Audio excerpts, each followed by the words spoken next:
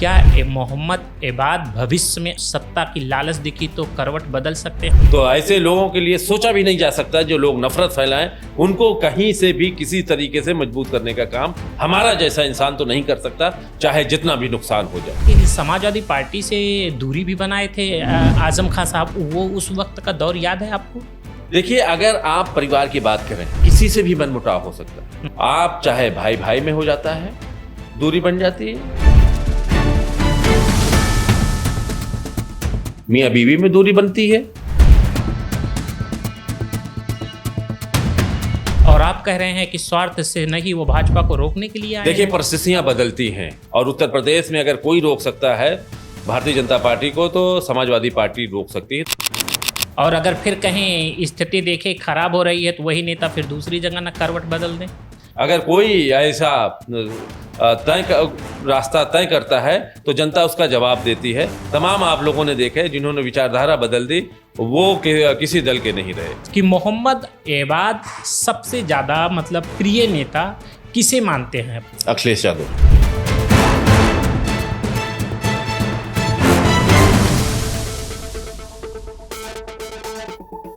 Samajwadi party जो गरीब हैं उनकी आवाज बनती है, जो सामाजिक रूप से कमजोर हो गए उनकी आवाज बनती है। समाजवादी पार्टी का मानना है कि रोटी कपड़ा सस्ती हो, दवा पढ़ाई मुफ्त हो।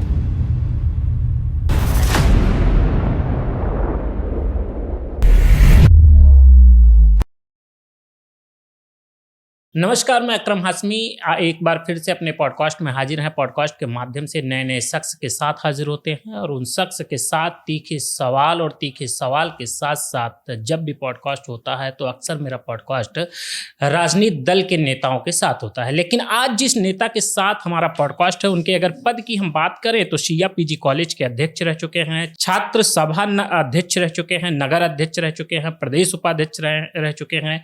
यानी अगर हम लिस्ट पढ़ेंगे तो बड़ी लंबी लिस्ट है। अगर इनके बारे में सिर्फ पद की बात करें, लखनऊ महानगर के महासचिव रह चुके हैं। अखिलेश यादव जब पहली बार प्रदेश अध्यक्ष बने थे तो उनके कार्यकारिणी, उनके टीम के ये सदस्य भी रह चुके हैं। युवजन सभा और मुलायम यूथ ब्रिगेड के आप अध्यक्ष रह चुके हैं। ये सब तो पद इनके साथ रहा, लेकिन सबसे बड़ा अगर सवाल बनता है तो फिर पद रहा। लेकिन जब बात आती है सदन के भीतर जाने की, राज्यसभा, विधानसभा या लोकसभा, किसी भी तरीके से सदन के भीतर जाने की, तो वहां से ये नेताजी दूर रहे। अब हम बात करने जा रहे हैं, इस वक्त आप देख सकते हैं हमारे साथ में उपस्थित हैं मोहम्मद इबाद जी।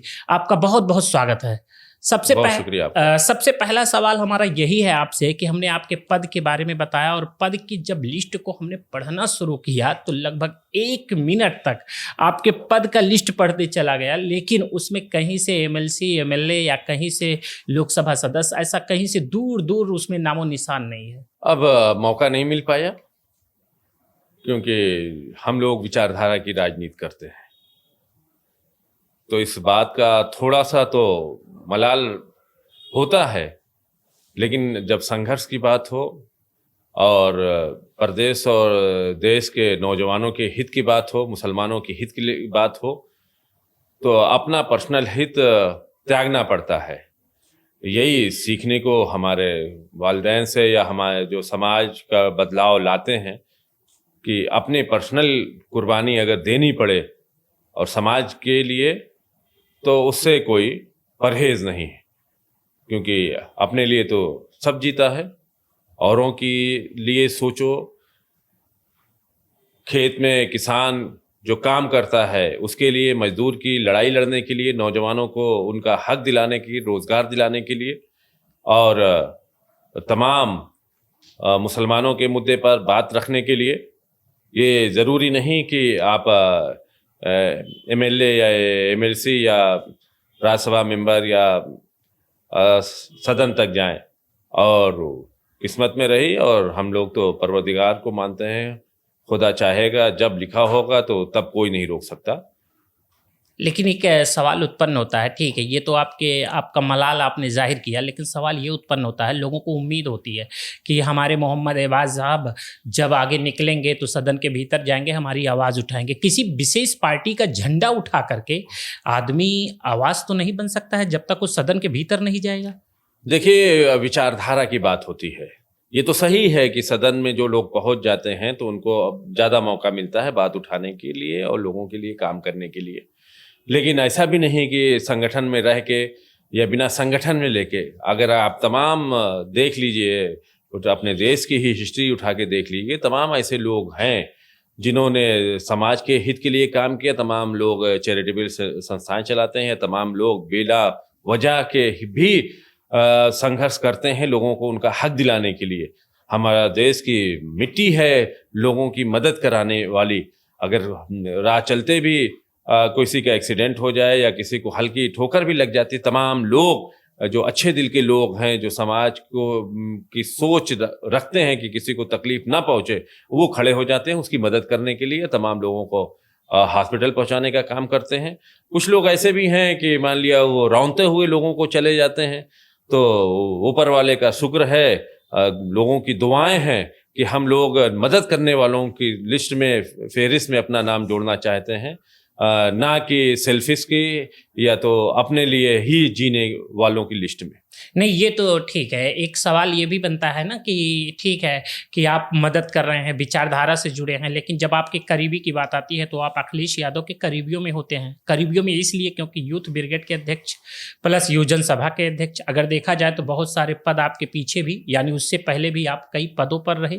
लेकिन जब पद की बात आती है, पार्टी में काम करने की बात आती है, तब तो मोहम्मद इबाद नजर आते हैं। लेकिन मेरा सबसे बड़ा सवाल यह है कि जब यही मोहम्मद इबाद टिकट मांगते हुए नजर आते हैं तो फिर समाजवादी पार्टी नजरअंदाज कर देती है। देखिए, तमाम परिस्थितियां ऐसी बन जाती हैं कि मौका नहीं मिल पाया, वो अलग बात हो गई। लेकिन अगर पार्टी की बात करें, अखिलेश यादव जी की बात कर रहे हैं, तो अखिलेश यादव जी एक विचारधारा है और समाजवादी पार्टी एक विचारधारा है जो गरीब किसान के लिए, नौजवानों के लिए, अल्पसंख्यक के लिए, या यूं कहूं कि इंसानियत के लिए काम करती है, देश को तरक्की चाहती है। जब समाजवादी पार्टी चाहती है नौजवानों को रोजगार मिले, अच्छी शिक्षा मिले। इसीलिए माननीय श्री अखिलेश यादव जी ने जब मौका मिला, जब अखिलेश यादव जी को मौका मिलेगा, मुख्यमंत्री बनेंगे, तो तमाम नौजवानों को रोजगार मिलेगा, तमाम लोग को लैपटॉप मिलेगा, तमाम लोगों को अभी जो ऐलान किया कि महिलाओं की मदद होगी, पहले भी समाजवादी महिलाओं को पेंशन दी जाती थी, या हमारे देश की तरक्की में अहम कैरेक्टर बने समाजवादी पार्टी की विचारधारा को, इसलिए मजबूत किया जाए। नहीं, वो तो ठीक है, लेकिन आप अंबेडकर नगर डिस्ट्रिक्ट से हैं जी। और अंबेडकर नगर जिले की जैसे ही बात आती है, आपने देखा कि अंबेडकर नगर जिले से 3-3, 4-4 नेता बहुजन समाज पार्टी में थे, मौका देखे, छलांग मारे, निकल गए, सफल हो गए। देखिए, जिन नेताओं की तरफ आपका इशारा है, उनकी भी सोच जो है कि जिस तरह से भारतीय जनता पार्टी देश को गुमराह कर रही है या उत्तर प्रदेश का नुकसान हो रहा है, उन्होंने भारतीय जनता पार्टी को रोकने के लिए समाजवादी पार्टी का और माननीय अखिलेश यादव जी का साथ दिया है। अपने स्वार्थ के लिए वो लोग नहीं आए हैं, भारतीय जनता पार्टी को रोकने के लिए आए हैं, ये मानते हैं आप? हाँ, हम ये मानते हैं कि भारतीय जनता पार्टी को रोकने के लिए, कि विचारधारा अगर देखा जाए तो गरीबों की लड़ाई लड़ने के लिए, लोगों को मजबूत करने के लिए, जो पिछड़ गए हैं लोग, उनको मुख्य धारा में जोड़ने के लिए। ये वही नेता हैं, जब समाजवादी पार्टी सरकार में थी तो वही नेता विरोध कर रहे थे जो आज समाजवादी पार्टी से विधायक हैं, और आप कह रहे हैं कि स्वार्थ से नहीं, वो भाजपा को रोकने के लिए आए। देखिए, परिस्थितियां बदलती हैं। परिस्थितियां उत्तर प्रदेश में देख लीजिए या पूरे देश में देख लीजिए, तीसरी सबसे बड़ी पार्टी समाजवादी पार्टी है, और उत्तर प्रदेश में अगर कोई रोक सकता है भारतीय जनता पार्टी को, तो समाजवादी पार्टी रोक सकती है। तो तमाम ऐसे लोग जो हमारी विचारधारा के लोग हैं, वो भले किसी दल में अभी भी हों, वो यही चाहते हैं कि अखिलेश यादव जी मुख्यमंत्री बने और उत्तर प्रदेश का विकास हो। और अगर फिर कहीं स्थिति देखे खराब हो रही है तो वही नेता फिर दूसरी जगह ना करवट बदल दें, तो जो नेता अम्बेडकर नगर से आए हुए हैं। अब वो जनता तय करती है। अगर आपका दिल साफ है और आपकी विचारधारा ठीक है, लेकिन जब बातें विचारधारा की होती है और आदमी सिर्फ उसकी फायदे की बात होती है, तो जनता के सामने सब कुछ सामने आ जाता है। अगर कोई ऐसा रास्ता तय करता है तो जनता उसका जवाब देती है। तमाम आप लोगों ने देखा है जिन्होंने विचारधारा बदल दी, वो किसी दल के नहीं रहे। बात विचारधारा की है, बस इतनी सी बात है कि उत्तर प्रदेश और देश का विकास कौन चाहता है और विचारधारा किसकी है। नफरत वाली विचारधारा है कि मोहब्बत वाली विचारधारा है? समाजवादी पार्टी की विचारधारा मोहब्बत वाली विचारधारा है, और हम सबसे मोहब्बत करते हैं और जो लोग समाज की तरक्की चाहते हैं, जो भाईचारा चाहते हैं, जो चाहते हैं कि होली में और ईद में एक दूसरे के लोग गले मिले, वो किसी भी फिरके के हों, किसी भी धर्म के हों, लोगों में आपसी भाईचारा हो, ऐसी विचारधारा को लेकर समाजवादी पार्टी चलती है। समाजवादी पार्टी चल रही है, लेकिन ये इसलिए हम छलांग की बात बार बार वो करवट की बातें कर रहे थे नेताओं को लेकर। क्या मोहम्मद इबाद भविष्य में अगर वक्त आया तो सत्ता की लालच दिखी तो करवट बदल सकते हैं, समाजवादी पार्टी का साथ छोड़ सकते हैं? नहीं, ऐसा तो कभी सोचा भी नहीं, क्योंकि समाजवादी मोहम्मद इबाद विचारधारा से जुड़े हैं और एक विचारधारा है, और मैंने जितना करीब से अखिलेश यादव जी को देखा है, उनके दिल में दर्द है।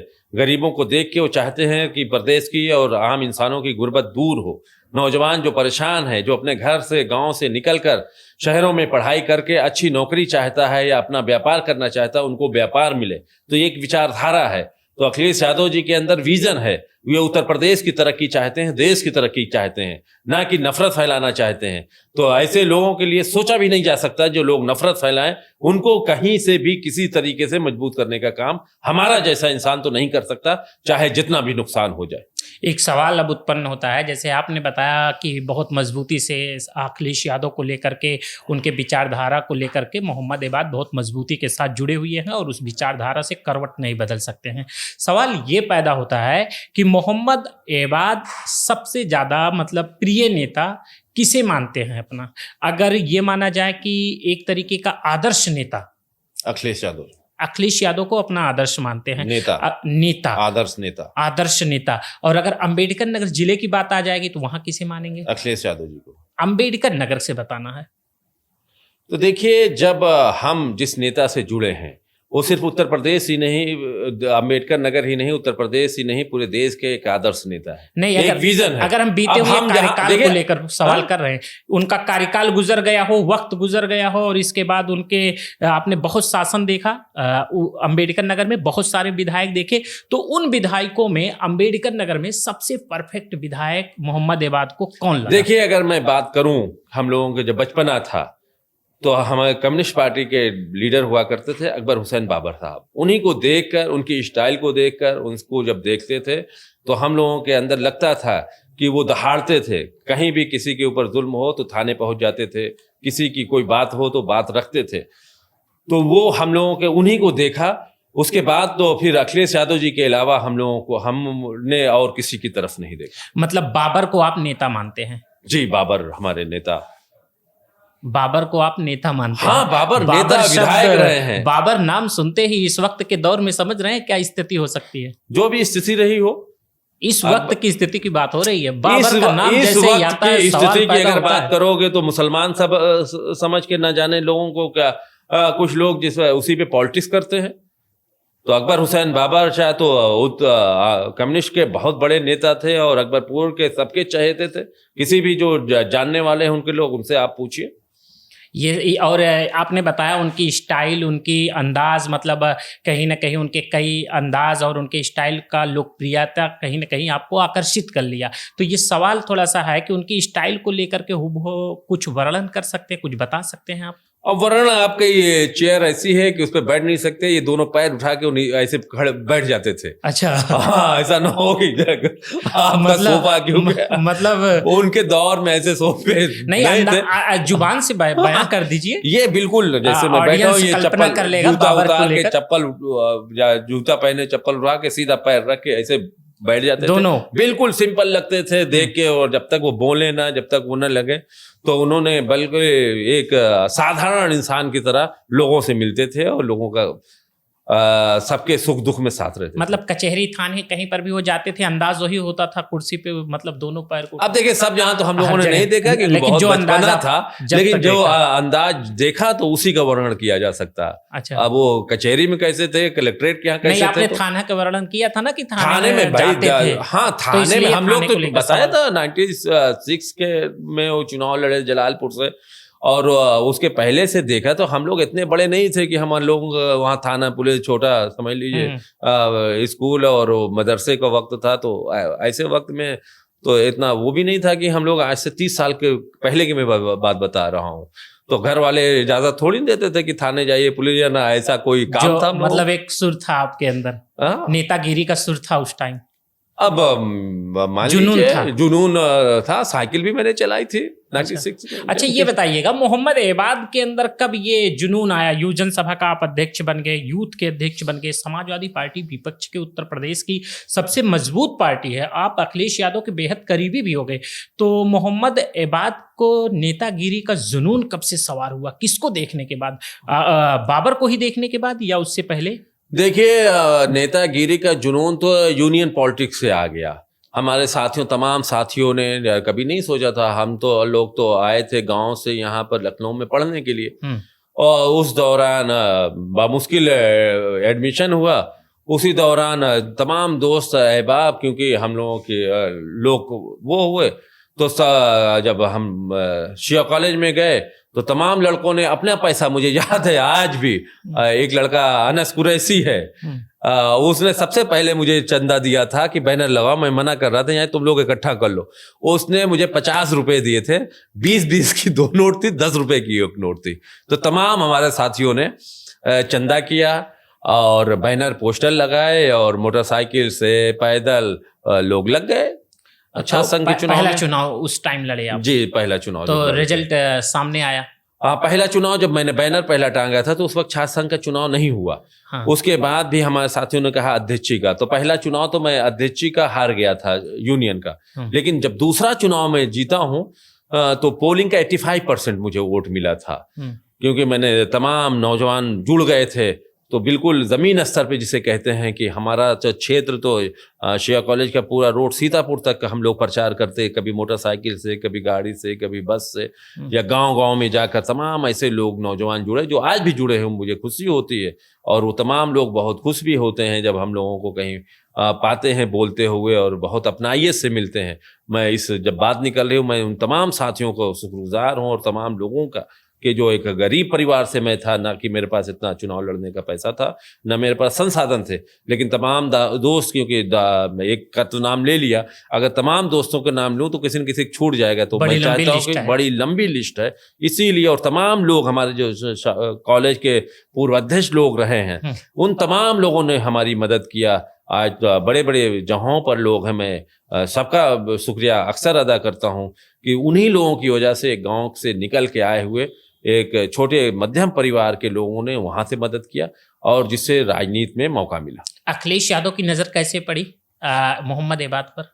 अखिलेश यादव जी के, क्योंकि अखिलेश यादव जी की एक्टिविटी अच्छी लगती थी, तो हम लोग मिलते जुलते थे, और मौका मिल गया शिया कॉलेज के जब चुनाव लड़ने का, तो हमारे तमाम साथी जो शिया कॉलेज के हैं, इरशाद भाई हैं, अब वो फतेहपुर बाराबंकी के इस वक्त चेयरमैन हैं, सोनकर जी थे, रतन जी, वो हमारे पूर्व अध्यक्ष थे, या तमाम अन्नू यादव हैं, या तमाम, जबकि बसपा में बॉबी भाई थे, उन्होंने मेरी पूरी मदद किया। यानी छात्र राजनीति का कोई ना पार्टी होती है, ना होती, तमाम दलों के लोग, तमाम लोग जो हम लोगों के, जिनकी वजह से हम लोगों को मौका मिला राजनीति में आने का, मैं उनका भी शुक्रिया अदा करूंगा आपके, क्योंकि आपका जाएगा सबके पास, जिनकी वजह से तमाम मौका मिला। इसीलिए मैं 85% वोट मुझे मिला, और मुझे मौका मिला चुनाव जीतने का। और मुझे खुशनसीबी रही कि समाजवादी पार्टी ने अपने बैनर से, मैं बात करूंगा, ब्रह्मबख्श सिंह गोपाल जी हमारे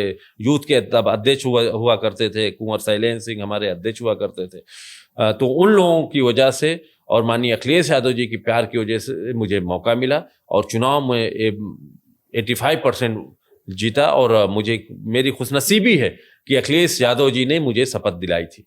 नहीं, अखिलेश यादव कैसे संपर्क में, सबसे पहले संपर्क में कैसे आए मोहम्मद एबाद के? क्योंकि बहुत करीब पहुंच गए ना इस वक्त आप अखिलेश यादव के, तो इसलिए ये सवाल बनता है कि कैसे आप संपर्क में आए? ईमानदारी से और मेहनत से कोई भी किसी, चाहे ऑफिस में हो या बाहर हो, काम करने से तो आदमी करीब पहुंच जाता है। तमाम लोग, छात्र राजनीति थी हम लोगों की, तो हम लोग तमाम प्रोग्राम में हिस्सा लेते थे, तो मौका मिला बोलने का। और मैं आपको बताऊं, आपको हैरानी होगी, पहली बार मुझे अगर स्पीच मंच पर देने का मौका मिला है तो मरहूम मुलायम सिंह यादव जी मुख्यमंत्री थे, और मैं कोई मीटिंग हो रही थी पार्टी कार्यालय में, मैं जाता हूं, और मेरे जो सीनियर थे मुझे इशारा दिया कि अपना नाम दे दो। मैंने उनकी बात टाल नहीं सकता, मैंने नाम दे दिया और नाम दे के बैठा ही नहीं था, मुझे मंच पे बुला लिया गया बोलने के लिए। तो शायद मेरे लिए खुशनसीबी थी या मेरे लिए वो पल मुझे नहीं पता था मुझे क्या बोलना है, लेकिन पहली बार अगर बोलने का मौका मिला तो माननीय मुलायम सिंह यादव जी के सामने मुझे मौका मिला, जब chief minister as a chief minister. मतलब उस वक्त लोगों की नजर आप पर गई कि कोई मोहम्मद एबाद है। हाँ, पब्लिकली अगर देखा जाए तो जब मैं शिया कॉलेज का चुनाव लड़ रहा था, या तमाम किस्से कहानियां शिया कॉलेज में ऐसे हुए कि छात्र राजनीति दूसरी तरफ की थी, अब तो इस सरकार ने बंदी कर दिया, तो तमाम लोग तो जानते ही जानते थे।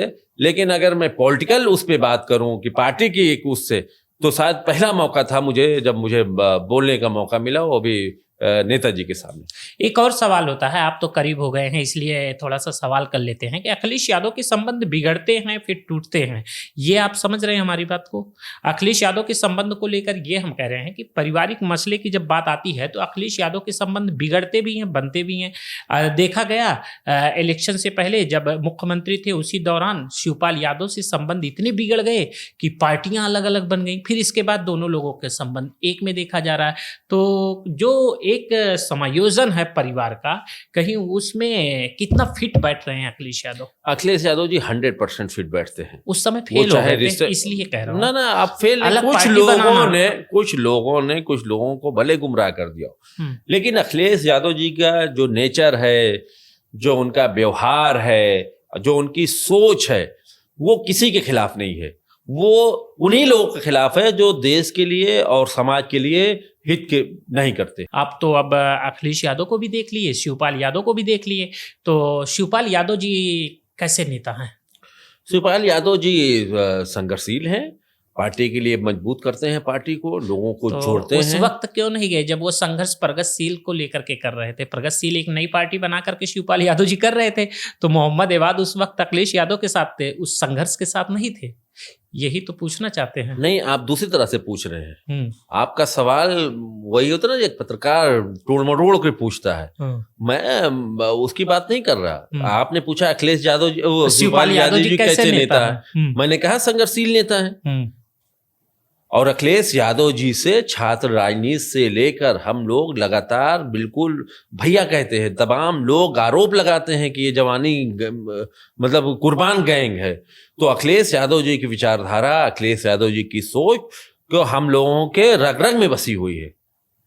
मतलब जब ये सवाल उत्पन्न होगा कभी भी, तो अखिलेश यादव के साथ ही मोहम्मद एबाद नजर आएंगे। हम अखिलेश यादव जी को तो छोड़ने का कोई सवाल ही नहीं उठता। मतलब ये साफ हो गया, ये 100% साफ हो, उसमें कोई डाउट नहीं है। एक तीखा सवाल है आपके लिए कि समाजवादी पार्टी पर यहाँ एक नेता पॉडकास्ट के दौरान सीधा सीधा आरोप लगा कर गए हैं, और इतना ही नहीं, उन्होंने ये भी बोला है कि मैं प्रमाणित भी कर सकता हूँ समाजवादी पार्टी पैसे लेकर टिकट देती है।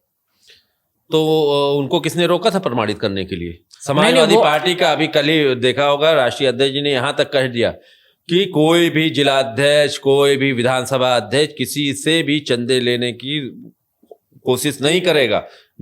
मुझे शिकायत मिली तो मैं हटा दूंगा। मतलब ये सख्त निर्देश है? ये सख्त निर्देश हमेशा से रहा है। समाजवादी पार्टी जो अभी भी गरीबों की मदद करती है, समाजवादी पार्टी जो अखिलेश यादव जी किसी को पता चल जाए कि बीमार है, उसके पास पैसा नहीं है। मैं आपको बताऊं, अभी कुछ दिन पहले ही रमजान के महीने में मसूद साहब, जो नवाब साहब हैं, बड़ी फैमिली है, नवाब जाने माने हैं, उन्होंने खाली मैसेज कर दिया अखिलेश यादव जी को कि एक पेशेंट फला हॉस्पिटल में इसलिए डिस्चार्ज नहीं हो पा रहा है, डॉक्टर नहीं छोड़ रहे हैं कि उसके पास पैसा नहीं है। अखिलेश यादव जी ने अपने पास से पैसा भिजवा के उस पेशेंट को वहां से छुट्टी कराते हैं। समाजवादी पार्टी को जरूरत नहीं है ऐसी चीजों की कि आदमी पैसा लेके चीजों बेचे। उन्होंने तो अब तो मना ही कर दिया कि तमाम लोगों को, किसी की हिम्मत नहीं, संगठन का कोई, अगर किसी ने कोई गलती की है तो उसकी गंदगी है, समाजवादी पार्टी की और अखिलेश यादव जी की गंदगी नहीं है। मतलब और ऐसे गंदे लोगों को अखिलेश यादव जी बिल्कुल बर्दाश्त भी नहीं करते। मतलब ये राष्ट्रीय टीम की तरफ से ये गंदगी नहीं है? बिल्कुल नहीं है, यहाँ तक कि नहीं है। अगर मुझे तो याद नहीं है कि हमने हमारे जैसे नेताओं ने कभी मान लिया खरीद के, वो तो अखिलेश जी मना करते हैं, भाई ये बुके भी न लिया करो फालतू पैसा, ये समाज में कहीं ऐसी जहाँ खर्चा करो जहाँ दो लोगों के अगर रोटी नहीं मिल पा रही, लोगों की मदद हो पाया जाए, दवा इलाज में लोगों के काम आ जाए, वही फिजूल खर्ची के लिए अखिलेश यादव जी रोकते हैं। जो पैसे लेकर टिकट देता होगा उससे कहीं ना कहीं नफरत करते हैं अखिलेश यादव। 100%। जो पैसे लेकर समाजवादी पार्टी को बदनाम करता होगा उससे अखिलेश यादव जी बहुत नफरत करते हैं। नहीं, बात आप ये क्लियर कीजिए, दूसरी पार्टी तरफ मत ले जाइएगा। नहीं, दूसरी पार्टी की तरफ मैं नहीं जा रहा हूं। मेरी बात समझिएगा, मेरी बात समझिएगा। मैं आपकी बात समझ के ही कह रहा हूं। आरोप लगाया व्यक्ति ने कि बहुजन समाज पार्टी पैसा लेकर टिकट देती है। देखिए आगे ना वो नेता इस वक्त समाजवादी पार्टी में है। और सबसे बड़ी बात अपनी पार्टी की, अपनी विचारधारा की और अपनी बात करते हैं। तो विचारधारा की ही बात कर लेते हैं। विचारधारा, बहुजन समाज पार्टी अगर पैसा लेकर टिकट दी, आरोप लगा, और समाजवादी पार्टी पैसा लेकर टिकट नहीं देती, ये एकदम क्लियर हो गया। आरोप लगा, आरोप लगा ना। पूरी बात सुनिएगा। लेकिन जब गठबंधन की बात आती है तो अखिलेश यादव बस बहुजन समाज पार्टी के साथ गठबंधन कर लेते हैं। तब वो पैसा याद नहीं आया, रसीद ला के दिखा दीजिए जिस पार्टी की बात कर रहे हैं आप, कि जिन्होंने चंदा दिया और ये कह के कि हमने पार्टी टिकट के लिए दिया है। आदमी सुनिए, आदमी अपने लिए जाके कहता है पार्टी है, पार्टी के लिए किसी फंड में दे दिया हो, किसी प्रोग्राम में दे दिया हो। तमाम लोग तो ऐसे हैं कि आपको खाना खिला देंगे, कह देंगे कि यार हमारा नुकसान करा दिया, इन्होंने खाना खिला दे, हमने इससे फायदा नहीं लिया। आप किस मद में कैसे पैसा दिया है उनसे पूछिए आपने। नहीं, मैं नहीं कह रहा हूं। आपके दल में वो नेता शामिल हो गए हैं जिन्होंने ऑडियो वायरल किया है। वो तो समाजवादी पार्टी के नेता हो गए हैं जो ऑडियो वायरल किए थे इस वक्त के दौर में, अगर देखा जाए। किसकी बात कर रहे हैं आप? नसीमुद्दीन सिद्दीकी ने ऑडियो वायरल किया था। पता नहीं, मैंने तो नहीं सीखी। नहीं, अगर अभी वक्त हो जाए तो वो ऑडियो भी सुना सकते हैं। वो तो इंटरनेट पे पूरी तरह से वायरल तो किया था। हमको जरूरत क्या है? नहीं, मैं बता रहा हूँ, वो नेता शामिल, आप अखिलेश यादव के करीबी हैं। जैसे कहा जाता है ना, भारतीय जनता पार्टी पर एक आरोप लगाया जाता है वॉशिंग मशीन, कि यहाँ से डालो वहां से फ्रेश। तो ये अक्सर हम ये एक पार्टी पर हम आरोप नहीं लगा रहे। आप एक पॉलिटिकल लीडर हैं, आप एक पॉलिटिकल लीडर हैं। मैं समाजवादी पार्टी पर नहीं लगा रहा हूं, बहुजन समाज पार्टी पर आरोप नहीं लगा रहा हूं। लेकिन हमने ये देखा है, किसी भी दल का कोई भी आरोपित अगर व्यक्ति भी है, अगर दूसरे दल में शामिल हो रहा है तो फ्रेश हो जाता है। ये मैं कहना चाहता हूं कि आज की युग में जो पार्टियां हैं, ये फिर क्या उस पर पूरी तरह से गहन अध्ययन नहीं करती हैं, उसको देखती फालती नहीं है। ये मैं पूछना चाहता हूँ। ये समाजवादी पार्टी पर आरोप नहीं है, एक लीडर के तौर पर मोहम्मद अब्बास से ये सवाल है मेरा। देखिए, समाजवादी पार्टी ने हमेशा गरीबों और मजलूमों की लड़ाई लड़ी है, और तमाम लोगों को जो भारतीय जनता पार्टी को हराकर समाजवादी पार्टी को और समाजवादी विचारधारा को मजबूत करना चाहते हैं, ऐसे लोगों को जोड़ने का काम करती है। किसका मन जिसका साफ हो और पार्टी जो मजबूत करे नौजवानों के लिए, उसको समाजवादी पार्टी बढ़ाती है।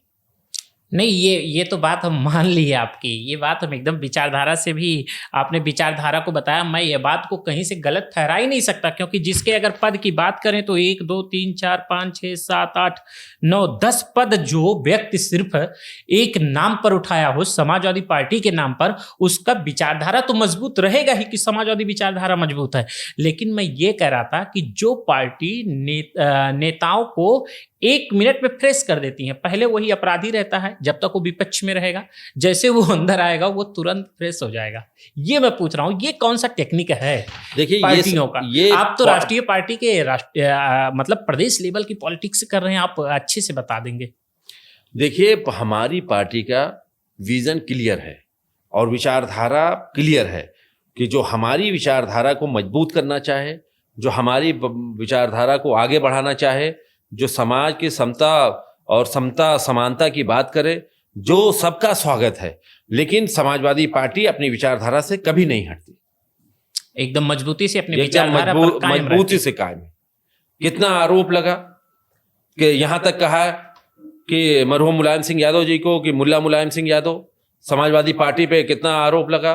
आज आजम साहब ने क्योंकि शिक्षा पे काम किया, आजम खान साहब ने यूनिवर्सिटी बनाई, आजम खान ने लोगों की मदद किया, इसलिए उनको जेल जाना पड़ा।